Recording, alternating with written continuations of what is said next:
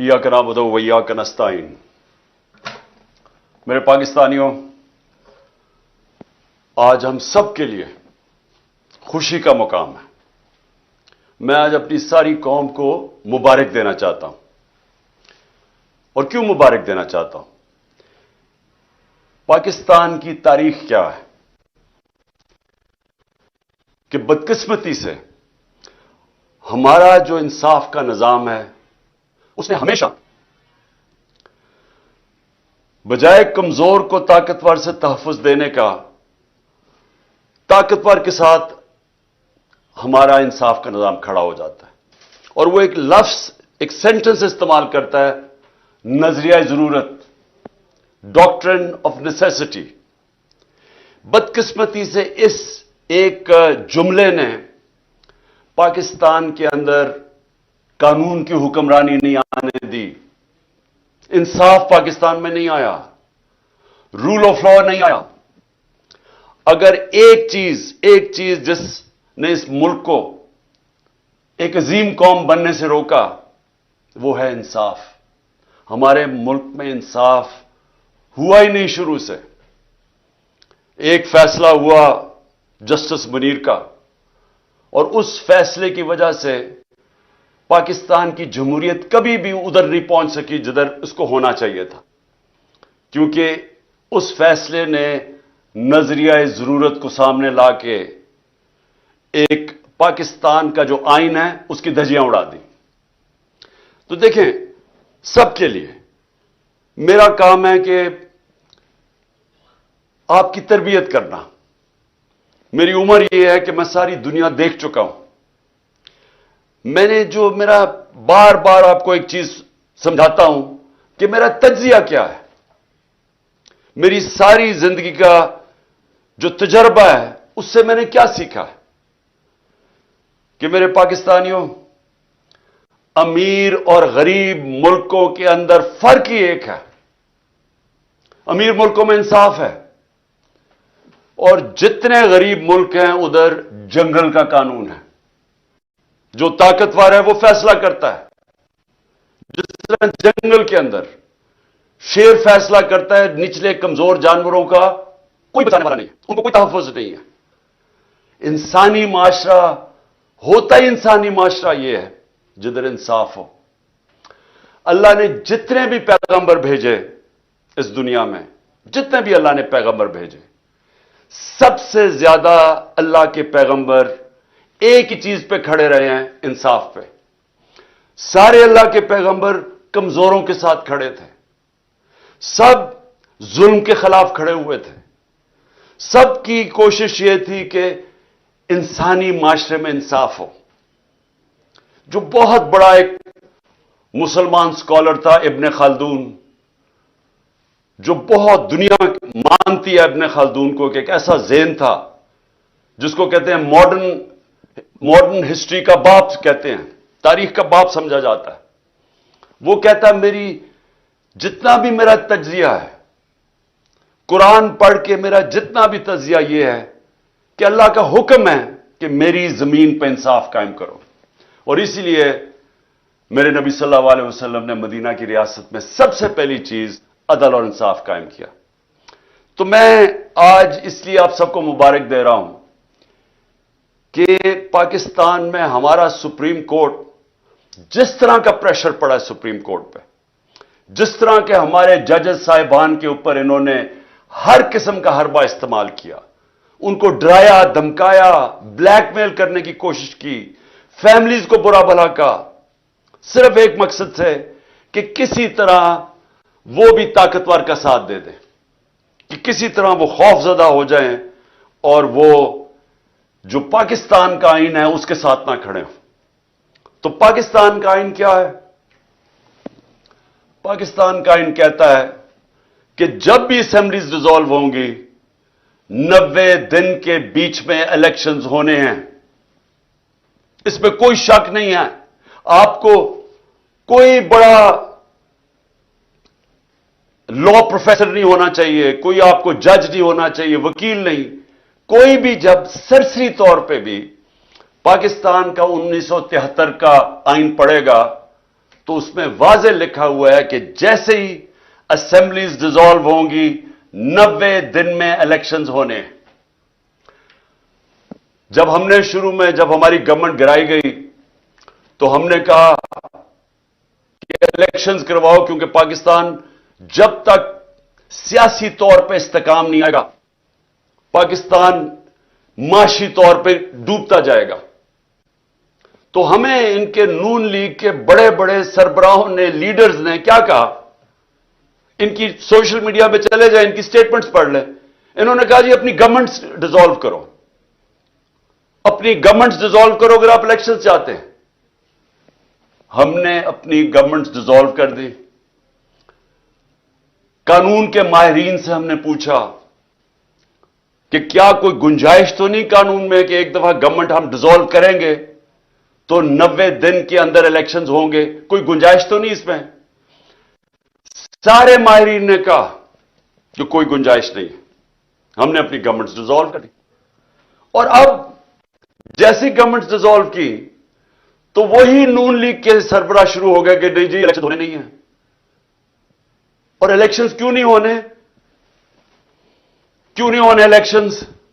خوف زدہ ہیں، ڈرے ہوئے ہیں، سب کو خوف ہے، کم پہ ٹانگ رہی ہیں کہ اگر 37 بائی الیکشن میں سے 30 ہار گئے ہیں، اسٹیبلشمنٹ ان کے ساتھ، الیکشن کمیشن ان کے ساتھ، حکومتیں ان کے ساتھ 37 میں سے 30 بائی الیکشن ہار چکے ہیں، تو ڈرے ہوئے ہیں۔ جو بھی سروے آتی ہے اس میں اتنا پیچھے رہ گئے ہیں کہ ان کو پتا ہے کہ الیکشن میں ان کی تباہی ہے، تو اپنے آپ کو بچانے کے لیے یہ پاکستان کے آئین کے خلاف جا رہے ہیں کہ کسی طرح یہ بچ جائے۔ یہی گورنمنٹ تھی، ہمارے خلاف سپریم کورٹ کا فیصلہ آتا ہے آج سے 1 سال پہلے، میں الیکشن اناؤنس کر دیتا ہوں، یہ سپریم کورٹ میں چلے جاتے ہیں۔ اس سے زیادہ چیز، جمہوری چیز کیا ہے کہ اب عوام کو فیصلہ کرنے دو۔ جب انہوں نے ہماری گورنمنٹ گرائی، عوام کو فیصلہ کرنے دو۔ آکشن سے گورنمنٹ نہ بنے کہ آپ ضمیر خریدیں پولیٹیشنز کے، ان کو 20-20 کروڑ روپے دے کے ان کے ضمیر خرید کے گورنمنٹ گرائیں۔ ہم نے کہا الیکشن کرواؤ، عوام کو سلیکٹ کرنے دو۔ لیکن یہی جج بیٹھے ہوئے تھے تب، اور انہوں نے فیصلہ کیا کہ نہیں، ہم نے غلط گورنمنٹ گرائی ہے۔ انہوں نے شہباز شریف کو بحال کروا دیا، اور آج گورنمنٹ اس سپریم کورٹ کے سو موٹو فیصلے کی وجہ سے آج بنی ہوئی ہے۔ اب آج وہی سپریم کورٹ سو موٹو لیتا ہے اور وہ فیصلہ کرتا ہے 90 دن کا الیکشن، اور اب یہ سارے کھڑے ہو گئے، اور اب پارلیمنٹ میں ریزولوشن، کیبنٹ فیصلے کر رہی ہے کہ ہم مانتے نہیں ہیں سپریم کورٹ کا فیصلہ۔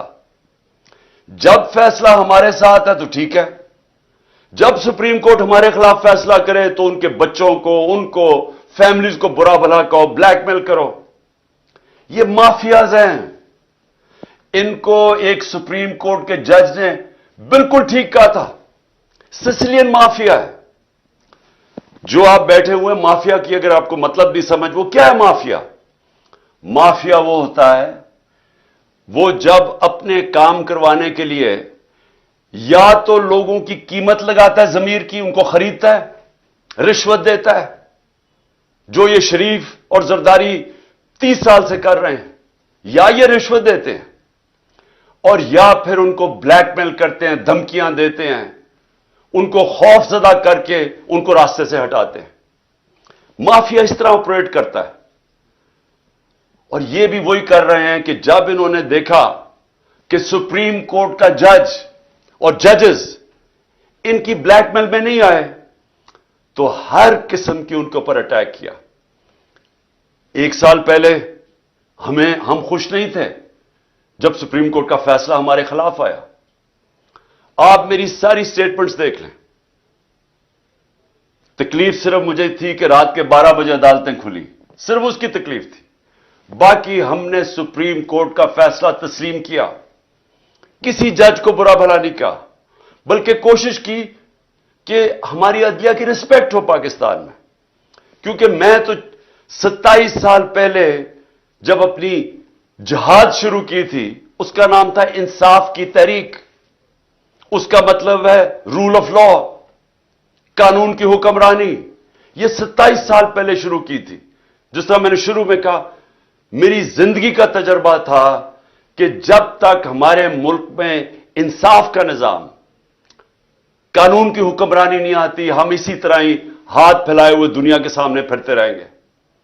میں ایک بار بار مثال دیتا ہوں، میں پھر سے آپ کو دینا چاہتا ہوں کہ دیکھیں، انصاف پہلے، خوشحالی بعد میں. مدینہ کی ریاست میں نبی صلی اللہ علیہ وسلم نے پہلے انصاف قائم کیا، پھر خوشحالی آئی. آپ کے سامنے پاکستان کی میں صرف مثال اس لیے دیتا ہوں کہ انصاف کے انڈیکس کے اندر، یعنی جو دنیا میں کن ملکوں میں کتنا کتنا انصاف ہے، اس کا بنا ہوا ہے، ایک ٹیبل بنا ہوا ہے. دنیا میں سب سے زیادہ جس ملک میں انصاف ہے، رول آف لا ہے، وہ ہے ڈنمارک. ڈنمارک 140 ملکوں میں نمبر 1 ہے. پاکستان 140 ملکوں میں 129 نمبر پہ ہے. وہی ڈنمارک، اس ڈنمارک کے اندر اوسط آمدنی، یعنی ایک ایوریج آمدنی اس ملک میں وہ کتنی ہے؟ $66,600. پاکستان میں اوسط آمدنی $1,600 پہ ہے. ہمارے پاس وسائل مقابلہ ہی نہیں آپ کر سکتے ڈنمارک کے مقابلے میں جو ہمارے ملک میں وسائل ہیں. لیکن ادھر دیکھیں خوشحالی اور ہمارا حال دیکھیں. تو اس پاکستان کے اندر یہ جو سپریم کورٹ کا فیصلہ آیا، یہ اس لیے خوشائن ہے کہ ہم اس طرف جا رہے ہیں، قانون کی حکمرانی کی طرف. اور یہ جو مافیا ہے، یہ اب پوری طرح کھڑا ہوا ہے کہ نہیں جی، کیونکہ فیصلہ ہمیں پسند نہیں ہے، کیونکہ الیکشنز میں ہمیں شکست ہوگی، لہذا ہم آئین کے خلاف جانے کے لیے تیار ہیں، لیکن ہم سپریم کورٹ کا فیصلہ نہیں مانیں گے، ہم آئین پہ نہیں چلیں گے. اور والدین ان کے باہر بیٹھے ہوئے ہیں، یعنی کہ دونوں کے والد، ایک دبئی میں ہے، ایک لندن میں بیٹھا ہوا ہے، مفرور، سزا یافتہ، جھوٹ بول کے پاکستان سے گیا کہ میں علاج کروانے جا رہا ہوں. جو پرائم منسٹر ہے، اس نے کوئی ایفیڈیوٹ دے کے گیا supreme court, Lahore high court میں کہ جی علاج سے کے بعد واپس آ جائے گا، وہ بھی جھوٹ نکلا. وہ بیٹھ کے ملک کے فیصلے کر رہے ہیں. یہ 30 سال سے یہ جو دو لوگ، جو دو خاندان کے سربراہ ہیں، جو اس ملک کے فیصلے کر رہے ہیں، میں سب سے پہلے یہ پوچھتا ہوں کہ ان کا پاکستان میں سٹیک کیا ہے؟ یعنی ان کو کتنی پاکستان کی درد ہے؟ جب تھوڑی سی مشکل پڑتی ہے باہر بھاگ جاتے ہیں، جب اپوزیشن میں ہوتے ہیں باہر بھاگ جاتے ہیں. وہ جب جیل میں جانے لگا نواز شریف، دونوں دفعہ ڈیل کر کے باہر بھاگ گیا. اور اب باہر بیٹھ کے یہ فیصلے کر رہے ہیں کہ سپریم کورٹ کا کون سا فیصلہ یہ مانیں گے اور کون سا نہیں مانیں گے. اور یہ ساری قوم دیکھ رہی ہے. ان بچے پھٹے ہوئے اپنے، وہ بچوں کو یہاں بٹھایا ہوا ہے جنہوں نے زندگی میں 1 گھنٹہ کام نہیں کیا، جن کو کوئی تجربہ ہی نہیں ہے سوائے یہ کہ وہ کہتے ہیں جی ہم باپ نے ہمیں اجازت دیا کہ ہم اب پاکستان میں سٹیٹمنٹس دیتے رہیں.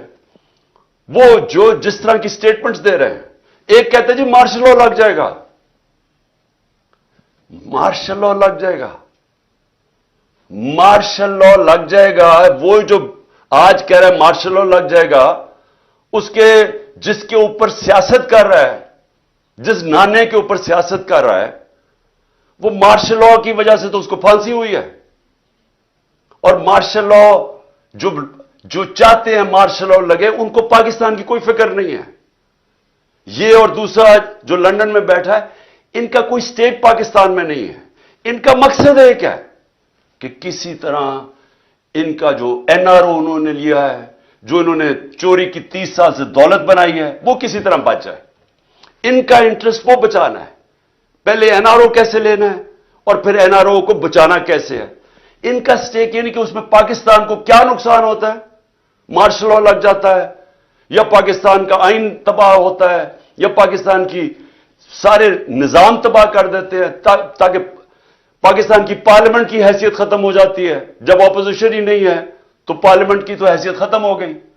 پاکستان کا ایف آئی اے جو ادارے ہیں, ایف آئی اے ہے, نیب ہے, وہ ختم کر دی ہیں کیونکہ ان کو اپنے آدمی بٹھا کے تو ان سے غلط کام کروا رہے ہیں. اپنا بنایا ہوا نیب کا ہیڈ وہ کہتا ہے کہ میں ان کے غلط کام کرنے کے لیے نہیں تیار. ان کا اپنا آدمی تھا, وہ چھوڑ گیا.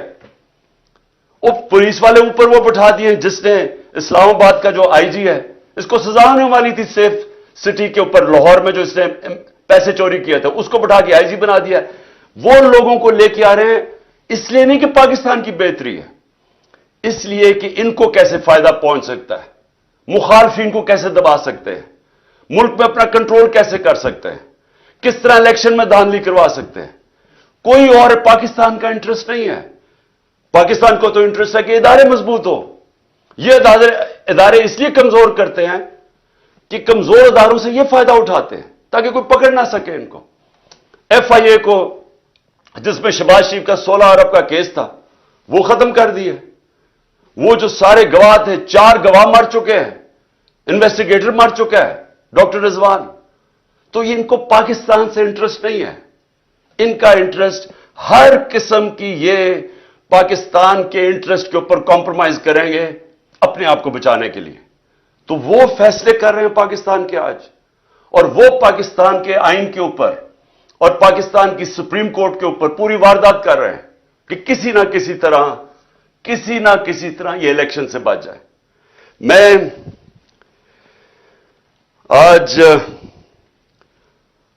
جو ان کی جو کوششیں ہیں وہ میں جو نقصان پہنچانے والی کوششیں پاکستان کی وہ آپ کے سامنے لانا چاہتا ہوں. سب سے پہلے تو یہ کہ سپریم کورٹ کی تقسیم کر رہے ہیں, کوشش کر رہے ہیں کہ سپریم کورٹ کے اندر دراڑ پڑ جائے تاکہ ان کو فائدہ ہو جائے. ملک کو فائدہ نہیں, ان کو فائدہ ہو جائے. یہی جب 99 کے اندر ہوا تھا جسٹس سجاد علی شاہ کا جو سپریم کورٹ کو انہوں نے اٹیک کیا تھا, تب بھی انہوں نے سپریم کورٹ کو تقسیم کیا اس لیے کہ ایک چیف جسٹس فیصلہ کر رہا تھا نواز شریف کے کنٹیمپٹ کیس پہ. اس چیف جسٹس کو ڈنڈوں سے پہلے بھگایا اور پھر رشوت دے کے اس کو چیف جسٹس کو فارغ کیا. اب پھر کوشش کر رہے ہیں سپریم کورٹ پہ, اور ہم دعا کرتے ہیں اللہ سے کہ ہمارا سپریم کورٹ ملک کے بھلے کے لیے یہ اکٹھا رہے گا اور یہ آئین کے اوپر کھڑا رہے گا. ہم یہ دعا کرتے ہیں. اور ان کا دوسری کیا کوشش ہے کہ جو ملک کی سب سے بڑی جماعت ہے اس کے بیچ میں اور پاکستان کے اسٹیبلشمنٹ ادارے, فوج کے ادارے کے بیچ میں فاصلے بڑھائے جائیں, مس انڈرسٹینڈنگ کریٹ کی جائے, کسی نہ کسی طرح آپس میں یہ دو ٹکرا جائیں. ان کو یہ نہیں فکر کہ پاکستان میں یہ ہو چکا ہے ایک دفعہ. جب 1970 میں جو پاکستان کی سب سے بڑی پارٹی جب الیکشن جیت گئی تو تب بھی یہ کیا گیا تھا ذاتی مفادات کے لیے. وہ سب سے بڑی پارٹی کو فوج کے ساتھ ٹکرا دیا ان لوگوں نے جنہوں نے ذاتی فائدے اپنا سوچا تھا, اور پاکستان ٹوٹ گیا تھا. آج بھی وہی کوششیں ہو رہی ہیں, ملک کی خاطر نہیں, ان کو اپنی ذات کے لیے یہ پوری طرح کوشش کر رہے ہیں کہ آپس میں ہمارا کوئی ٹکراؤ ہو, کسی طرح یہ تاثر دیا جائے کہ جناب فوج ہے پیچھے اس کے, جو کہ تحریک انصاف کے خلاف جو پوری کارروائیاں ہو رہی ہیں. جو بھی ہمارے خلاف ہوتا ہے, پولیس جب ہمارے خلاف کارروائی کرتی ہے تو پولیس والوں سے پوچھتے ہیں, وہ کہتے ہیں جی ہمیں پیچھے سے حکم آیا ہے. میری جو جے آئی ٹی بنی, جنہوں نے مجھے قتل کرنے کی کوشش کی, جے آئی ٹی کا جب ریکارڈ تو ختم کر رہے تھے, جب جے آئی ٹی کی جو فائنڈنگز تھی اس کو ختم کر رہے تھے, تو جب وہ ان سے پوچھے وہ کہ جی ہمیں ادھر سے اوپر سے حکم آیا ہے. جو میرے گھر کے اوپر حملہ ہوا وہ کہتے جی پیچھے سے حکم آیا ہے. جو جوڈیشل کمپلیکس میں میرے اوپر پوری طرح تیار کیا ہوا تھا مارنے کا یا جو بھی پکڑ کے لے جانے اغوا کرنے کا, ان سے پوچھا, انہوں نے کہا جی پیچھے نامعلوم افراد تھے. جو بھی ہو رہا ہے اس وقت کیسز ہے 143 کیسز میرے اوپر, وہ کہتے ہیں جی پیچھے سے ہے. تو یہ جان کے کیا جا رہا ہے, اپنے آپ کو بچانے کے لیے ملک کو تقسیم کیا جا رہا ہے, اپنی ذات کے لیے کسی طرح ان کے این آر او ان کا بچ جائے اس کے لیے, اور الیکشن نہ ہو اس کے لیے پوری کوشش کر رہے ہیں کہ سب سے بڑی پارٹی اور اس کے بیچ میں جو پاکستان کی اسٹیبلشمنٹ اس کے بیچ میں نفرتیں بڑھتی جائیں. کیا اس میں ملک کا فائدہ ہے؟ کیا کوئی بھی پاکستان کا سوچے گا وہ چاہے گا یہ ہو؟ یہ چاہیں گے کیونکہ ان کا, پھر سے میں کہتا ہوں, ان کا پاکستان میں کوئی سٹیک ہی نہیں ہے. جب اربوں ڈالر باہر پڑا ہے, پراپرٹیز باہر پڑی ہیں, ان کی بزنسز باہر ہیں, ان کی شاپنگ باہر ہے, ان کا رینس, ان کی چھٹیاں باہر ہیں, ان کی سرجریز باہر ہیں ملک سے, ان کو کیا انٹرسٹ ہے کہ پاکستان میں کیا ہو؟ جب سے یہ آئے ہیں میرے پاکستانیوں, جب سے یہ آئے ہیں یہاں 1 سال ہو گیا, ڈالر کے مقابلے میں جو ہمارا روپیہ گرا ہے وہ 105 روپے گر چکا ہے.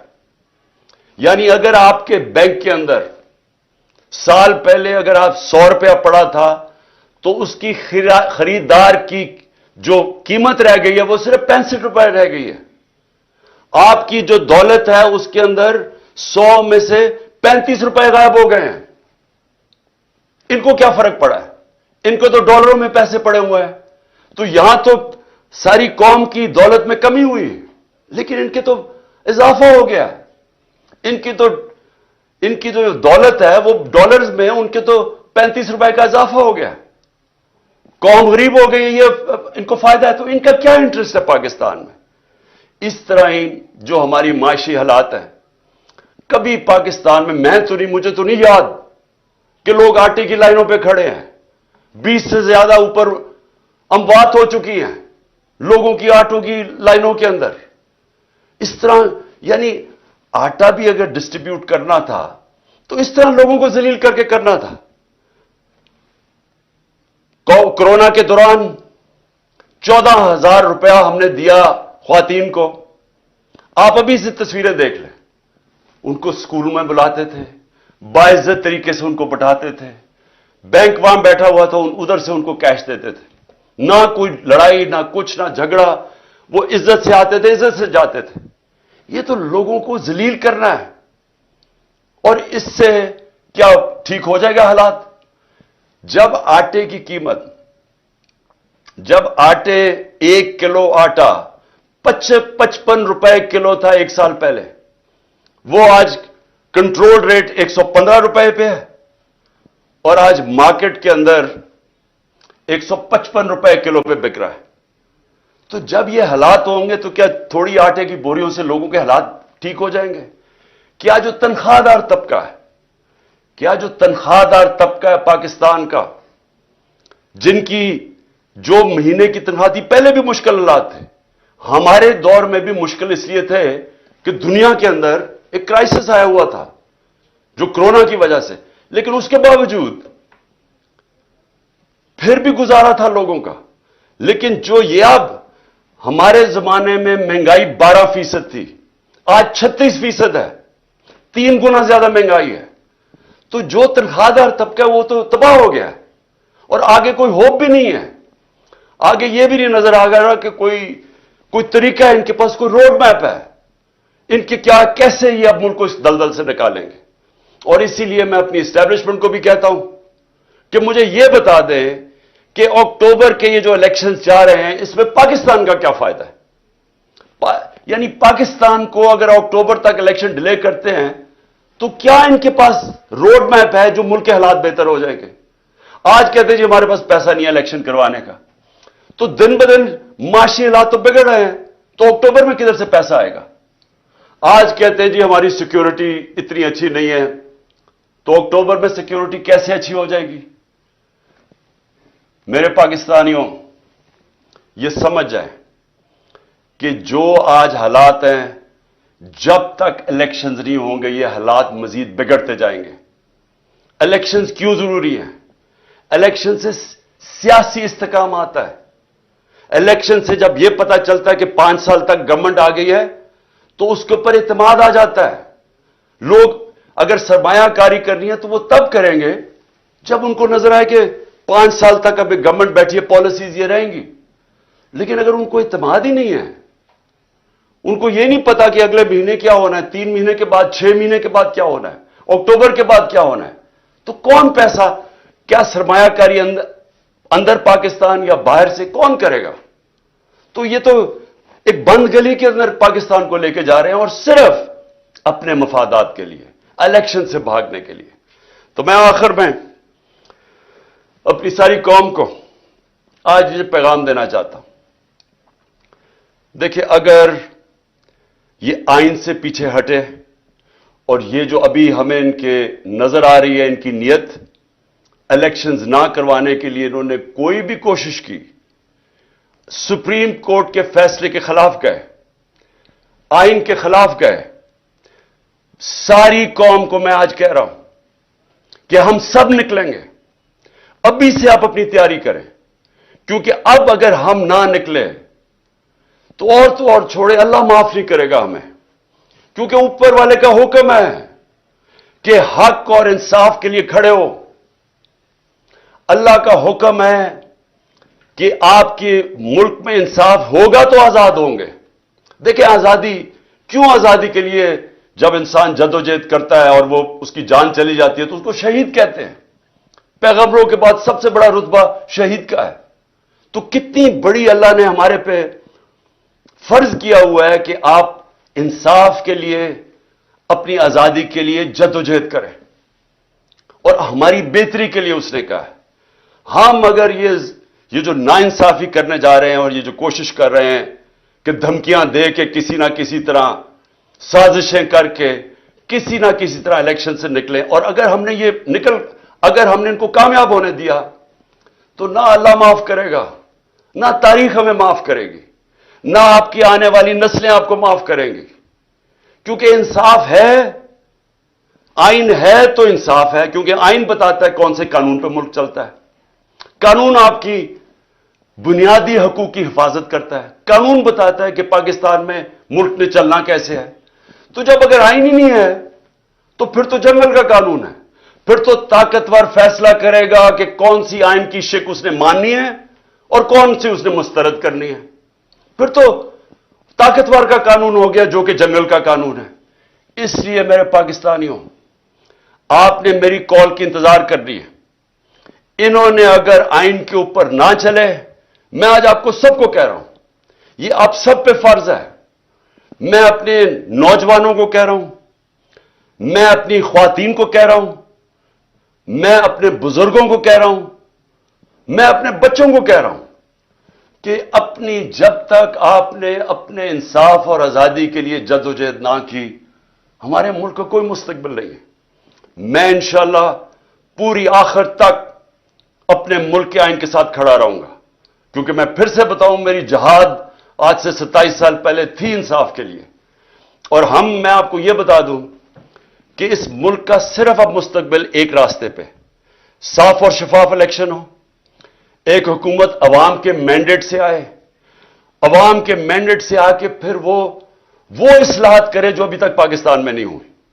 کیسے جوڈیشل ریفارمز ہوں, governance reforms, civil service reforms, ہماری گورنمنٹ کارپوریشن جو اتنا نقصان کر رہی ہیں ان کو ریفارم کریں, ہم رول آف لا قائم کریں, ہم سب کو طاقتور کو قانون کے نیچے لے کے آئیں. یہ سب سے بڑی ریفارم ہے. ہم ہر ریفارم کریں کہ ایک ملک میں لیول پلئنگ فیلڈ ہو, انصاف کے سامنے سب ایک برابر ہوں. اور میں آپ کو یقین دلاتا ہوں کہ اسی کے بعد پاکستان اٹھے گا. اور وہ اٹھے گا کیسے؟ سب سے پہلے بیرون ملک پاکستان میں سرمایہ کاری کریں گے. 1 کروڑ بیرون ملک پاکستانی ہے, جو ان کے پاس ڈالرز ہیں. سارے پاکستان میں کم ڈالرز ہیں 22-23 کروڑ لوگوں کے, جو صرف 1 کروڑ لوگوں کے پاس ڈالرز ہیں. وہ لوگ وہ جیسے پاکستان میں انویسٹمنٹ کریں گے, جس وقت وہ پاکستان میں انویسٹمنٹ شروع کریں گے, ہمارا یہ ڈالر کا مسئلہ حل ہو جائے گا. ہم جو اس وقت سارا وقت کبھی کہاں پیسے مانگتے پھر رہے ہیں. یہ مسئلہ تب حل ہوگا جب اپنا پہلے ہم ملک کا نظام ٹھیک کریں اور اس کے بعد ایک وہ ماحول بنائیں جس میں سرمایہ کاری ہو. اور وہ سرمایہ کاری کے ماحول کے اندر جو سب سے پہلے اس ملک میں سرمایہ کرے گا وہ بیرون ملک پاکستانی ہے. پھر باہر سے سرمایہ کاری ہوگی. ہندوستان اور چائنا یہ دونوں جب ان کی جب ترقی شروع ہوئی تھی تو سب سے پہلے انہوں نے ماحول بنایا تھا کہ ان کے اپنے لوگ جو باہر بیٹھے ہوئے تھے، ہندوستان سے لوگ باہر، جو چائنا سے لوگ باہر بیٹھے، پہلے انہوں نے اپنے ملک پہ سرمایہ کاری کی تھی، پھر دنیا سے سرمایہ کار آئے تھے. ہمارا اس وقت سب سے بڑا مسئلہ یہ ہے کہ 140 ملکوں میں سے پاکستان کا رول آف لا یعنی انصاف کے نظام میں ہم 129 ہیں. جب ہم 129 رہیں گے تو یہاں سرمایہ کاری کوئی نہیں کرنے لگا. وہی پاکستانی جا کے دبئی میں پراپرٹی لے لیتے ہیں، وہی پاکستانی بزنسز دبئی میں کرتے ہیں، امریکہ، انگلینڈ، یورپ چلے جاتے ہیں. صرف 20,000 پاکستانیوں نے دبئی میں 10.4 ارب ڈالر کی پراپرٹی خریدی ہوئی ہے. صرف 20,000 پاکستانیوں نے 10.4 ارب ڈالر. آئی ایم ایف سے ہم 6 ارب ڈالر کے پیچھے اب ہر چیز ماننے کے لیے تیار ہے. اور امریکہ کے اندر صرف 16,000 جو پاکستانی امریکن ڈاکٹرز ہیں ان کی نیٹ ورتھ 200 ارب ڈالر ہے. وہاں لاکھوں پاکستانی ڈاکٹرز ہیں، اب پاکستانی ہیں، Pakistani American. 10 top Pakistani American businessman ان کی ورتھ 25 ارب ڈالر ہے. تو ہمارے ملک میں امیر ہمارے پاکستانی امیر ترین ہیں، باہر ہیں پاکستان سے، یہاں بھی امیر ترین لوگ ہیں. لیکن جب تک وہ ماحول نہیں بنے گا سرمایہ کاری کا، پاکستان میں انویسٹمنٹ نہیں آئے گی. اور جب تک انویسٹمنٹ نہیں آئے گی ہم اسی طرح پھنسے رہیں گے. ہم اسی طرح پھنسے رہیں گے جو آج ہم کبھی کہاں پیسے مانگتے ہیں اور کبھی کسی کو سے جا کے بھیک مانگتے ہیں اور اپنی عزت بھی کھو بیٹھتے ہیں. خوددار وہ خوددار ملک جو کہ علامہ اقبال کی سوچ تھی، جو قائد اعظم ہمارے خوددار لیڈر تھے، وہ بنانے کے لیے سب سے پہلا قدم رول آف لا ہے، قانون کی حکمرانی ہے.